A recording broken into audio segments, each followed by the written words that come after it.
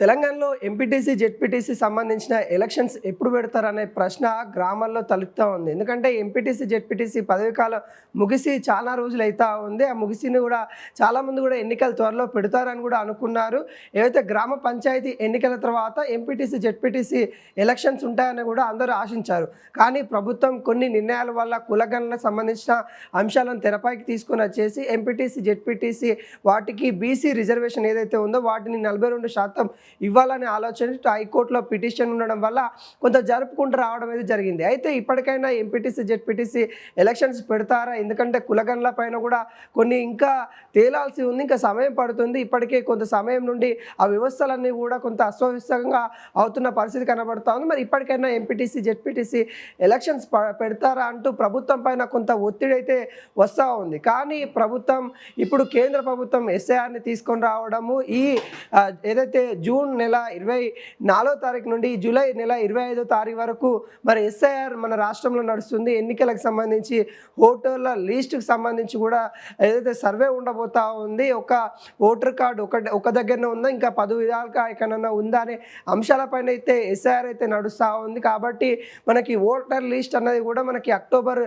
మొదటి వారం కల్లా వచ్చే అవకాశాలు ఉన్నాయి. అయితే నవంబర్ కల్లా మరి ఎన్నికలు ఉంటాయన్న ప్రచారం అయితే జరుగుతూ ఉంది. మరి ఏవైతే ఇటు గ్రేటర్ సంబంధించిన ఎలక్షన్స్ కూడా ఇంకా పెండింగ్లోనే ఉన్నాయి. మరి అక్కడ కూడా ఏదైతే ఓటర్ లిస్ట్ అనేది ప్రామాణికంగా మారుతూ ఉంది, అక్కడ కూడా ఎన్నికల లిస్ట్ అనేది కూడా అంటే ఓటర్ల లిస్ట్ అనేది కూడా ఒక క్లైమాక్స్ వచ్చిన తర్వాతనే మరి ఎన్నికలు ఉంటాయి. కాబట్టి అలాంటి సందర్భంలో ఇటు ఎంపీటీసీ, జెడ్పీటీసీ ఎలక్షన్స్ కూడా ఏదైతే జనవరి మాసంలో ఉండే అవకాశాలు కనబడుతూ ఉన్నాయి. ఎందుకంటే మొదటిగా ఇటు మున్సిపల్ సంబంధించిన ఎన్నికలు పెట్టాలనే ఆలోచనలో ఇటు ప్రభుత్వం ఉన్నట్టు కూడా తెలుస్తూ ఉంది. మనకి ఓటర్ లిస్టు అక్టోబర్ వరకు వచ్చే అవకాశాలు ఉన్నాయి. కాబట్టి నవంబర్, డిసెంబర్లో ఇటు గ్రేటర్ ఎలక్షన్స్ ఉండే అవకాశాలు ఉన్నాయి. తర్వాత కొత్త సంవత్సరంలో మరి ఏవైతే ఎంపీటీసీ, జెడ్పీటీసీ సంబంధించిన ఎలక్షన్స్ అయితే ఉండబోతా ఉన్నాయి. ఇప్పటికే ఆ పదవులలో ఏదైతే గెస్టెడ్ పాలన అయితే నడుస్తూ ఉంది, గెస్టెడ్ ఆఫీసర్లను నియమించారు, వాళ్ళ ద్వారానే అక్కడ పనులు అయితే చేస్తూ ఉన్నారు. అయితే గతంలో ఎంపీటీసీ, జెడ్పీటీసీ సంబంధించిన వ్యవస్థనే రద్దు చేయాలన్న ఆలోచనలో